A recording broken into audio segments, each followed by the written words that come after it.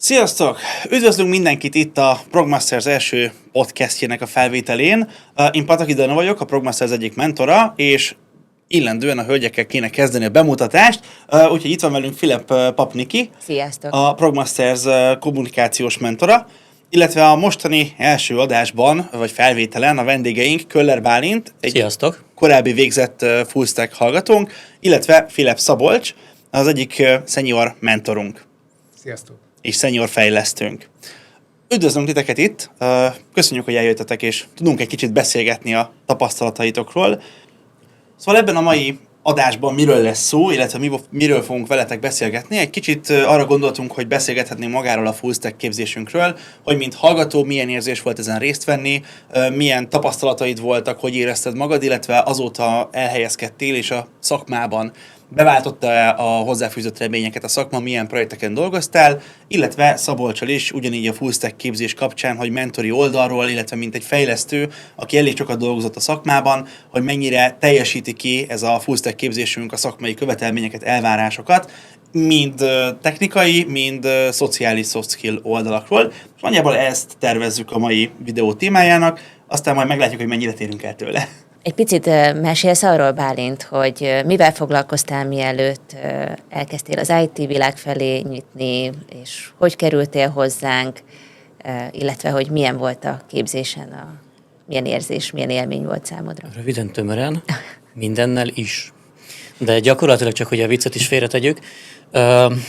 Ami kicsit szakmába vág, ugye a PLC programozás, ugye én alapvetően PLC-kkel foglalkoztam, de azok után is inkább koordinátormérőgépeknek a programozásával, és ezzel ugye én laborvezetőként is dolgoztam, tehát hogy én az autóiparban a quality oldalon voltam tulajdonképpen középvezető, és hát tulajdonképpen innen pályáztunk el tovább, hiszen ugye megtörtént a Covid, és rátok találtunk ugyebár. Igen, ugye te 2020-ban jöttél a képzéshez, amikor beütött a Covid. Ti voltatok az egyik első olyan csoport, akik teljes egészében online tanulták az egész képzést, illetve az online tartottuk mindent. Mennyire érezted az problémának, hogy személyes találkozásra nincs lehetőség, és minden az online térben történik?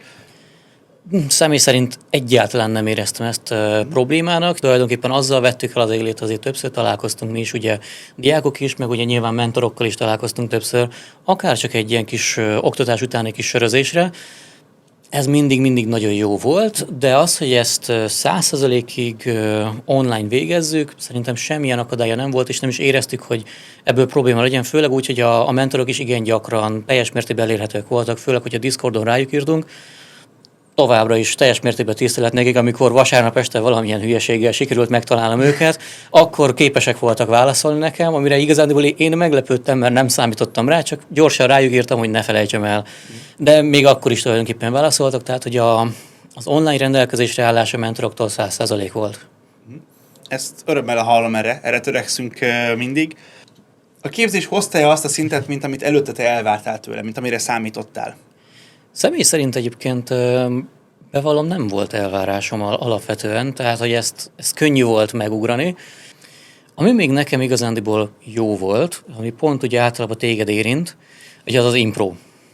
Hogy mi nagyon szeretjük az imprót, és most egyébként annyira fogalmazok szarkasztikusan, mert nem biztos, hogy átjön, annyira rossz volt a képzés, hogy én képes voltam azért ajánlani, hogy a barátnőmnek is, hogy azért elvégezze.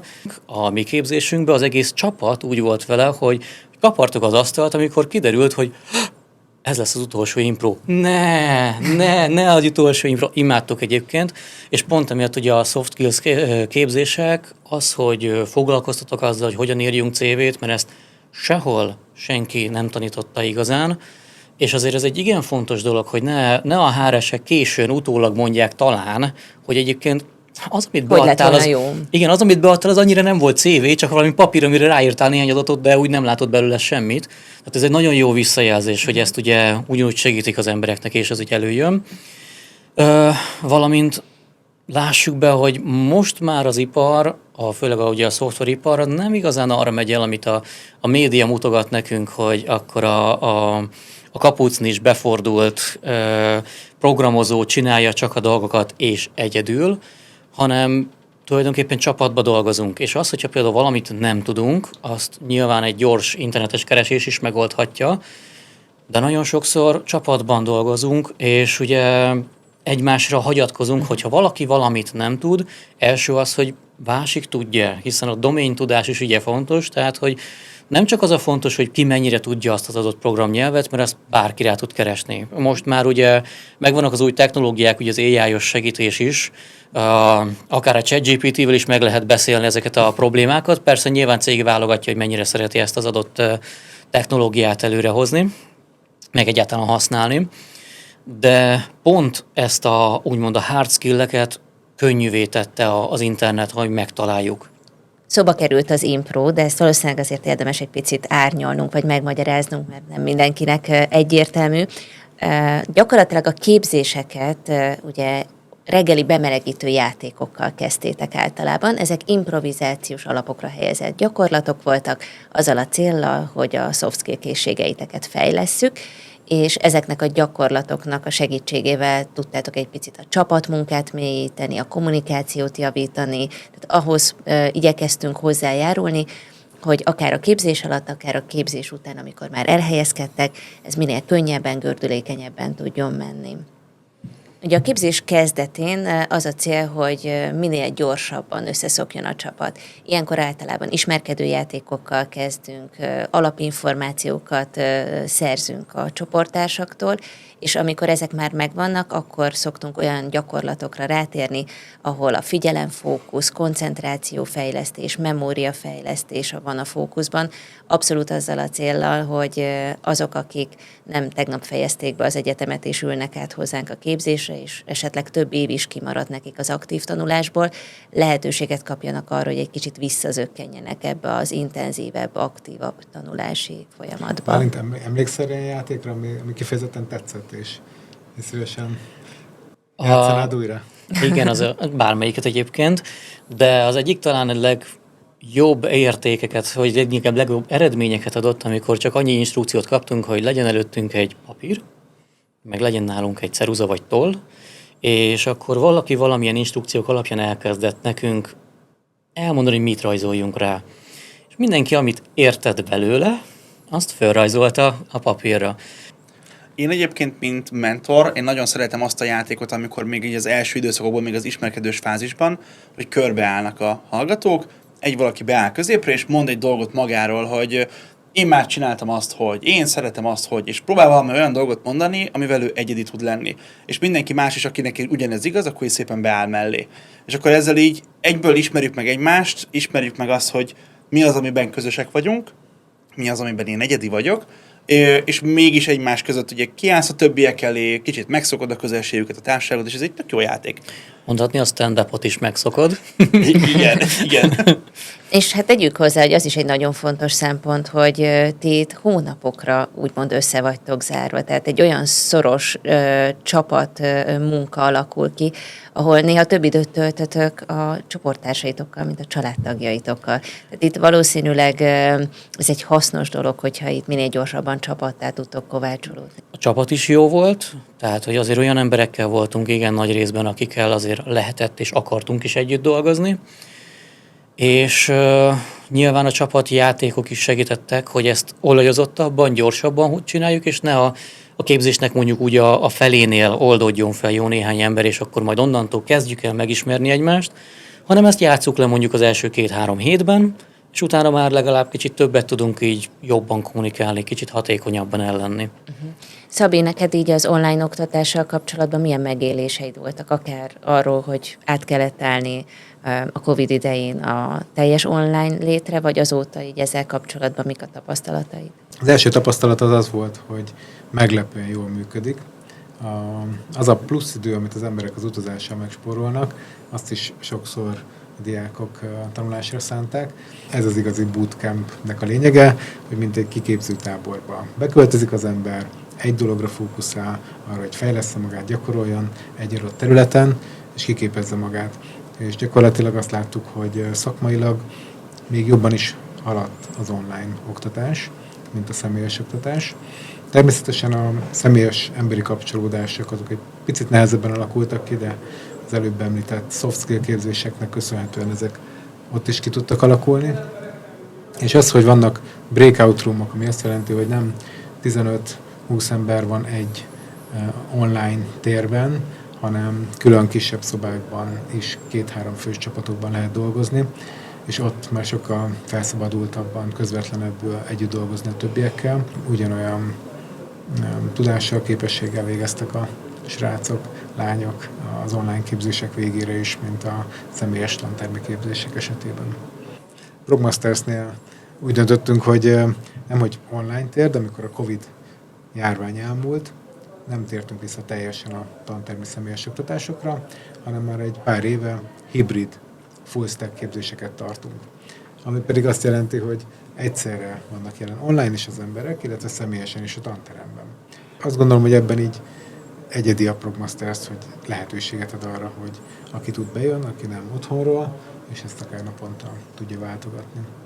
És ennek megfelelően több hallgatónk is van, aki például külföldről tanul nálunk. Így van.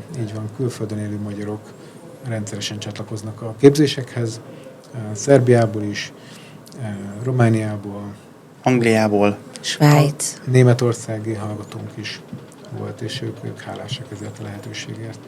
Gondolkodtunk Progmasters kollégium létrehozásában is, ez még előttünk áll ez a feladat. Vagy egy beköltözős bootcamp. Az is, hogy igen, egy nagyobb házat kibérlünk, és oda megyünk, és... Nyári táboros bootcamp napi 16 órában. Igen.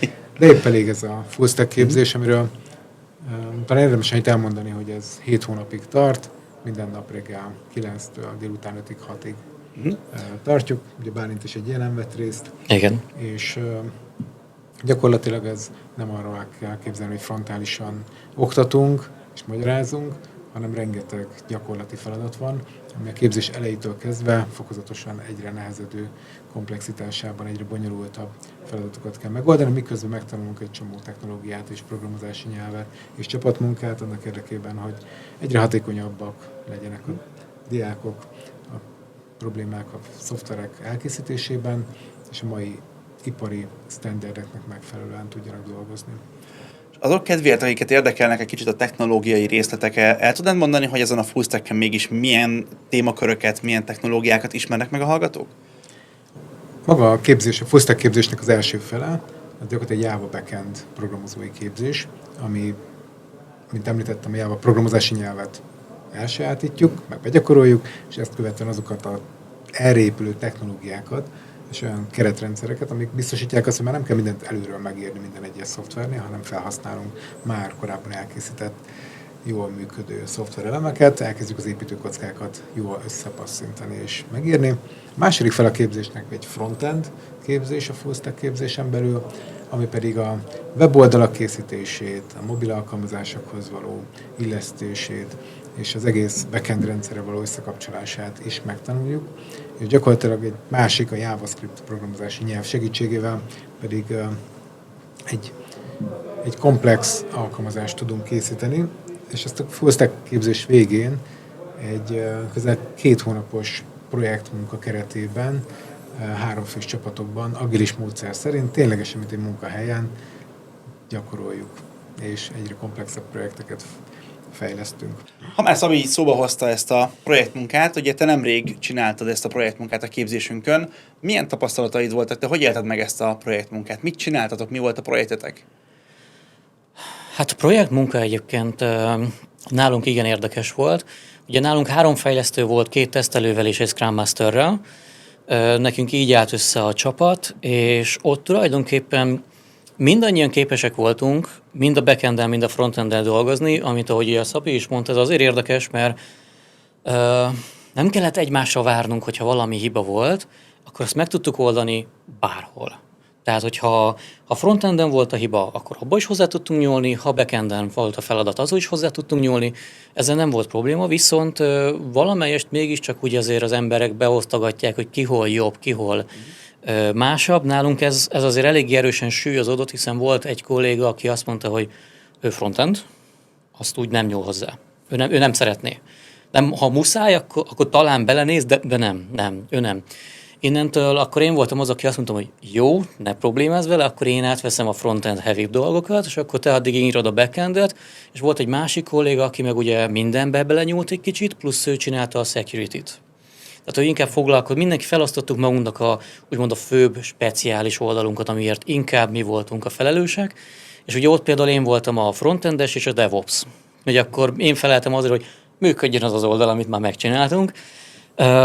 Nyilván a Scrum Master, aki próbálta azért összehozni mind a fejlesztőket, mind a tesztelőket, hogy ugye egy oldalon legyünk.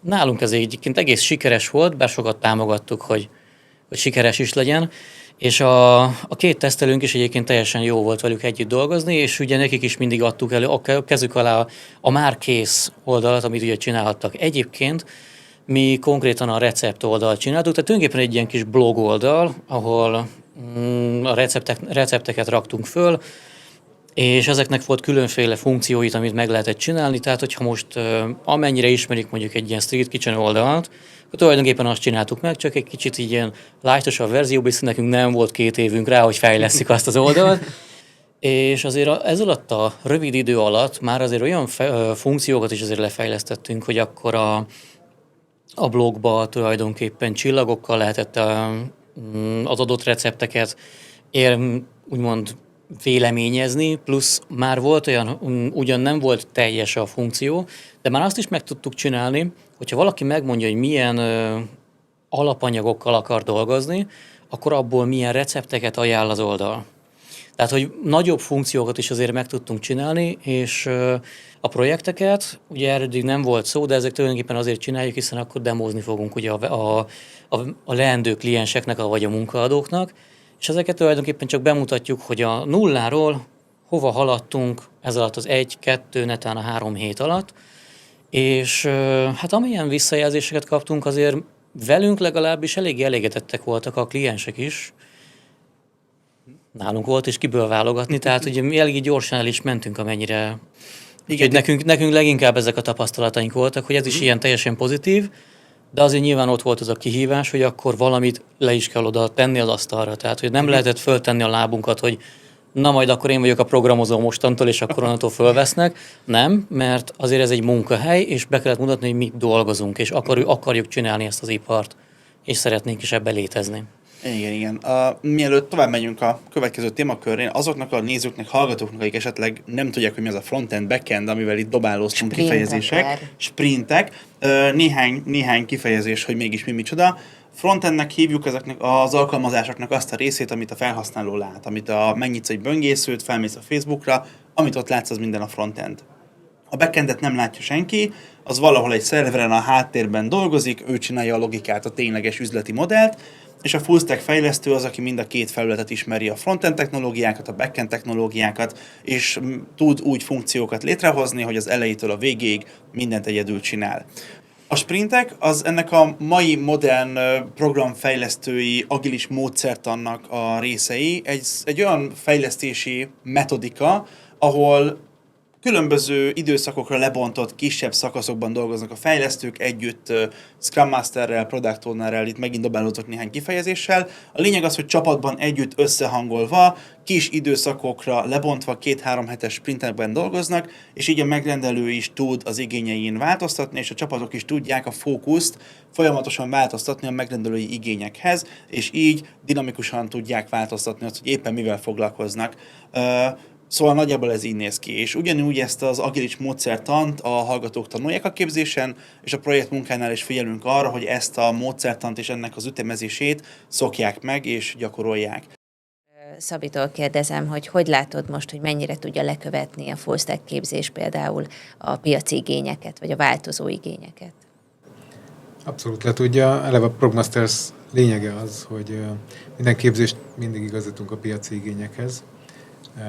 Erre egy kiváló példa maga a full stack képzés, ami 8 évvel ezelőtt egy 3 hónapos képzésként indult, majd ahogy láttuk, hogy a piaci igények hogyan változnak, vagy az elvárás szint egy junior fejlesztőtől, mindig bővítettük a tananyagot, illetve volt, hogy ki is dobtunk a tananyagból olyan részeket, amiket úgy láttuk, hogy a piacon már kezd visszaszorulni a használatuk.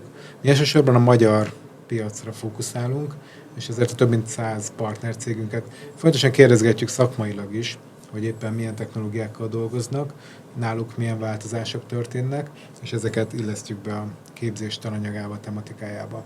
Úgyhogy mivel ez egy folyamatos munka, és folyamatos alkalmazkodás, ezért ma is elmondhatom, hogy a mai piaci igényeknek megfelelően képezzük az embereket. Nagyon tetszett, amit elkezdtél mondani a konkrét projektekről. Engem nagyon érdekelne, ha még tudnál egy-két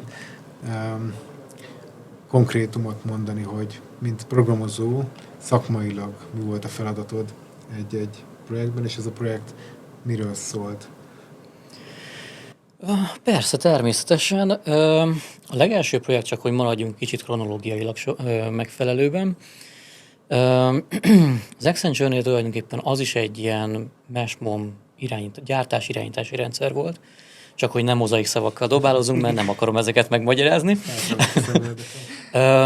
És ott is ugyebár elsődlegesen ott ugye egy C-sharpos low-code rendszer volt backenden, frontenden pedig egy ilyen AngularJS, tulajdonképpen egy JavaScript ugye, keretrendszer. Hát ott tulajdonképpen nagyon gyorsan bekerültem, és nagyon gyorsan megkaptam azt a cipőt, hogy én vagyok az AngularJS expert, ami azért teljes mértékben nem volt igaz, és én nekem egy erőteljes ilyen kifogásom volt ezzel ellen, tehát hogy kicsit azért nyilván félve vettük föl ezt a cipőt, hiszen ebbe erősen bele kellett nőni. De azt hozzáteszem, hogy hát azért megtettük ezt a lépést, tehát belenőttünk, tényleg utána meg lett oldva az, hogy mindenkinek, ha volt valamilyen szakmai kérdés, akkor inkább hozzám fordult, és azért ebben nyilván hozzátett az is, hogy amikor oda bekerültem, megkaptam ezt a billogot, hogy így fogalmazzunk, akkor azért volt 3 hónap, amikor mindent, tehát a munka mellett még azért egy olyan 3-4 órát legalább azzal töltöttem, hogy akkor AngularJS. Akkor AngularJS így, akkor AngularJS úgy, tehát hogy ebben éltünk, ezzel keltünk föl. Ez egy nagyon jó motiváció, megkaptad a titulust, és akkor gyorsan felnőttél a feladathoz. Igen, egyébként ez egy erőteljes motiváció. Ugyanúgy, ahogyan már ugye te is említetted, a projektmunka is hasonló volt, hogy akkor tessék, csináltok valami működőképeset 1 héten belül, és így, akkor kicsit megijedtünk egyébként ugye a kis csipecsapat, hogy úristen, hogy csinálunk majd működőképeset, de miután már pár nap után csináltunk működőképeset, onnantól már azért inkább csak finomítottuk és működött. Na most valami hasonló volt ugyebár itt is, hogy itt ezt meg kellett oldani, bele kellett nőni, és magát a céget is egyébként én például nagyon szeretem, teljes mértékben emberségesen állnak hozzá, tehát hogy nem egy szám vagy a fiókban, tehát ugye, hogy a második projektről is beszéltünk, ott viszont teljes mértékben az volt, amit megbeszéltünk, amit ugye megtanultunk, ott tulajdonképpen élmény volt és kényelem volt dolgozni, hiszen amit a nagy könyvben meg volt írva, minden ott volt, és ráadásul mind ugye, ahogy említettem, az a 250 fős projektnél, még ki is volt terjesztve, amikor azt láttuk, hogy az egész projektre ívelő terveket beszélünk meg, és ugye sokszor akkor tényleg ott volt mind a 250 fő, bár nyilván akkor nagy részben online, és azok tulajdonképpen ilyen 3 napos ilyen tervezési folyamatok voltak, hogy mit vállal be az egész 250 fős csapat, mit foglalkozni vele, mi lesz a következő, úgymond, bár hogy ott viszont a nagynál már nem 2 hetes sprintek voltak, ott 3 hónapra terveztek előre, és ott konkrétan ezeket a nagy etapokat előre megtervezték, és ott tényleg tulajdonképpen ugyanazt csinálták, csak fölnagyítva. Tehát tulajdonképpen mikor az egész platformot is már egy ilyen agilis módszertanban csinálták, az teljes mértékben egyébként egy ilyen hatalmas élmény volt, hogy látni, hogy így is működik. És így, hogy már van egy pár éves tapasztalatod a szakmában, most mennyire tudod azt mondani, hogy a szakma hozta azt az elvártat, amivel te beleindultál egyáltalán a képzésbe, amit szerettél volna vele elérni? Túlzottan is. Nekem még az jutott eszembe, hogy ugye junior fejlesztőként végeztél nálunk, junior full stack fejlesztőként, és ez mennyire volt számodra nehézség, vagy éppen könnyebbség, amikor bekerültél az Accenture-höz? Mennyire érezted azt, hogy bootcampről érkezel, és mondjuk nem egyetemről, milyen a tudásod mire volt elegendő, mennyire segítették a beilleszkedésedet juniorként? Maga az Accenture egyébként teljes mértékben nyitottan áll a juniorokhoz, tehát mindenféle szakmai segítséget megad. nyilván kérni kell, hiszen erre nincs egy platformja, amennyire tudom még. Mert hogy amennyire tudom, ezt most egyébként éppen csinálják, de ez nem az Accenture reklám éppen, hanem a lényeg az, hogy itt mindig foglalkozni kell, és adott emberkéktől kell kérdezni. Ők például úgy segítik, hogy van egy úgynevezett budding, aki nem csak a cégen belüli működésbe, de akár el is tud navigálni, de hogyha mondjuk valamilyen témakörbe te valamilyen infót meg szeretnél szerezni, akkor segítenek, hogy kit kérdezzek meg. Ha például szeretnék mondjuk jobban elmélyülni a Javában, akkor megmondják, hogy melyik Java senior fejlesztőjük éppen mondjuk jobban ráér, vagy ha nem tudják, akkor ők is megmondják, hogy kit kérdezzünk meg. Tehát nagyon-nagyon sok segítséget adnak, hiszen azért az Accenture mégiscsak egy ilyen, hát Magyarországon is egy 500 fővel van, meg egyébként globálisan is, tehát egy nagyon nagy multicég, tehát hogy nehéz lehet elsőre jól eligazodni. Az, hogy a bootcampből például mennyire volt hátrányom vagy előnyöm, én inkább talán előnynek tudnám mondani juniorként. Amit én tapasztaltam a bootcampnek a képességeiről, és amiről úgymond pro-kontra érveket előad, az, hogy ha valaki most akar azonnal elhelyezkedni, és egy erős, működőképes, funkcionális junior tudással akar elhelyezkedni, akkor bootcamp. Az teljes mértékben működik, hiszen oda megyünk, és tudjuk, hogy mi a helyzet, és nem lesz az, amikor megkérdezi tőlem, hogy tudod, mi az agit? Nézőknek, verziókezelés, majd megtanuljátok, ha itt lesztek. És nagyon volt mellettem olyan 2 másik junior, akik egyetemről jöttek, és ők tulajdonképpen hallottak róla, definíciót elmondták, de nem tudták használni. És tulajdonképpen én tanítottam őket Gitet használni, mert én voltam a legközelebb, aki megtaníthatta nekik. Nyilván voltak seniorok, akik segítettek minket, de ez egy ilyen, talán mondhatnám azt, hogy egy ilyen fura élmény volt. Amint kigördülünk legboldogabb fejlesztőként a bootcampből, és már munkára foghatóak vagyunk, és már működik, és nem kell fél éven keresztül masszírozni minket, hogy ugyan már tanuld meg azt az adott technológiát, hiszen egy kész stack-kel jövünk, tehát nem véletlenül full stack képzés. És ez egy napra kész tudás alapvetően. Igen, ezt nem akartam újra kiemelni, de egyébként igen, tehát teljes mértékben. Igen, egyébként azt szokták mondani, hogy egy programozónak az első programozási nyelvét 3 hónap megtanulni, a másodikat már 3 hét, és egyébként ez ebből is látszik, igen, hogy... Igen, teljes mértékben.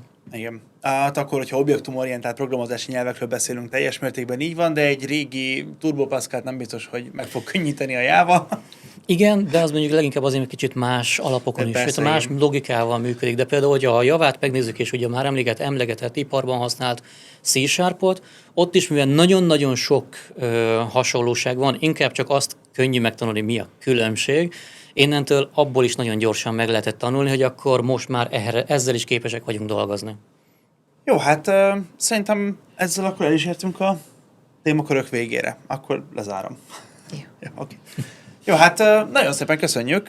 Tartalmas és informatív beszélgetés volt mind a kettőtök részéről. Nagyon szépen köszönjük, hogy eljöttetek és emeltétek itt a kis adásnak a fényét jelenlétetekkel. Hogyha pedig neked felkeltettük az érdeklődésedet, akár a programozás iránt, akár konkrétan a full stack képzés iránt, akkor látogass el a honlapunkra, ott minden információt megkapsz az induló képzéseinkről, a nyílt napjainkról, az ingyenes workshopjainkról, illetve a honlapunkon találtok tananyagokat, amivel el tudjátok kezdeni egyedül otthon a Java programozás alapjait, úgyhogy ha érdekeltiteket, akkor látogassatok el a honlapunkra, vagy keresetek meg minket a jelentkezés@progmasters.hu e-mail címen keresztül, és nagyon szívesen segítünk bármilyen kérdésetekben. Reméljük, hogy találkozunk még, legalább valamelyik nyílt napunkon, vagy még jobb esetben egy képzésünkön. Sziasztok! Sziasztok!